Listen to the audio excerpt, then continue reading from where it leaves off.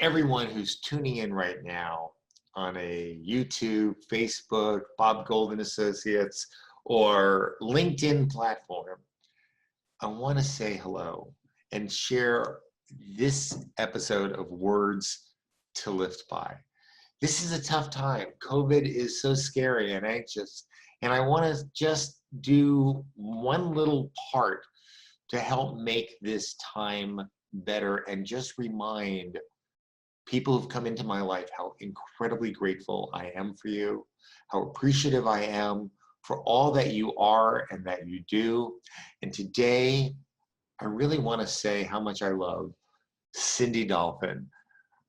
Cindy is one of my longest term women friends, and we've had a special friendship, like best friendship, that, you know, for men and women to be best friends and never have dated or anything else, I don't know, I think that's just a sign of who she is and who we are together.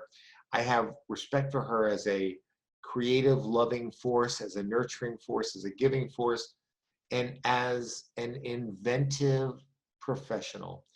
And I'm sitting right now, and on the other line of my Zoom is Ryan Ashley, who's a poet in North Carolina. And I know, Ryan, you've been working on this poem about Cindy. Bob Gold, hello.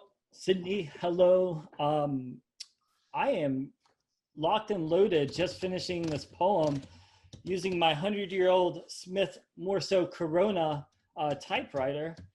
And as I finish it up, got to hit the thing there. This is what it has created. There are imperfections in the font. There might be some misspellings, but life is imperfect for everybody, which ultimately makes it perfect. And the show, like the poem, must go on. And what I have here is a poem for Cindy, inspired by Bob Gold. He told me a little bit about how you met, and I drew a lot of inspiration from that and many other kind words. So here's your poem, Cindy. Through the warmth of a pot full of stew that provokes the becoming of a friendship, adored highly like the rocky peaks. He meets you in Western themes, seems he knows a good thing when he sees it, and that is you, all of you. Dedicated feminine magic, traveling across great oceans to uplift and gift our most precious entities on earth, the force of a woman, the dedication so beautiful. You, a survivor, igniter of inspiration, packing tomatoes precisely, placing them in your soul stew. So to feed the mouths and hearts of many, he is honored to watch with admiration and gratitude everything that you do.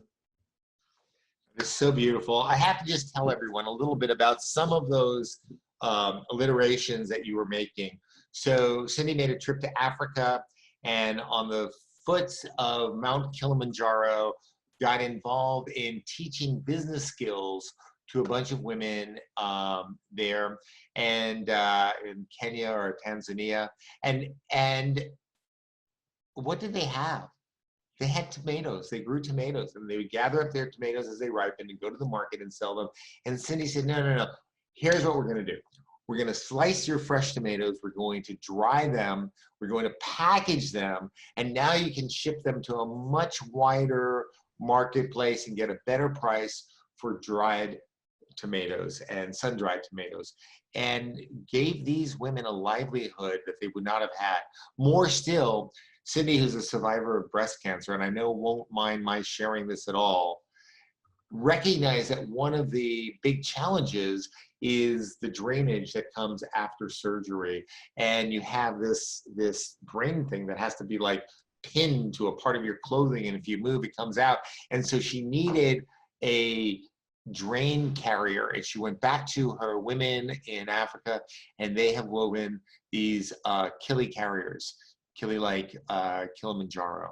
And so Cindy, you run a business, you run God's work here on earth, and I hope that you find from these letters and these words, what does she find, Ryan? Words to live by.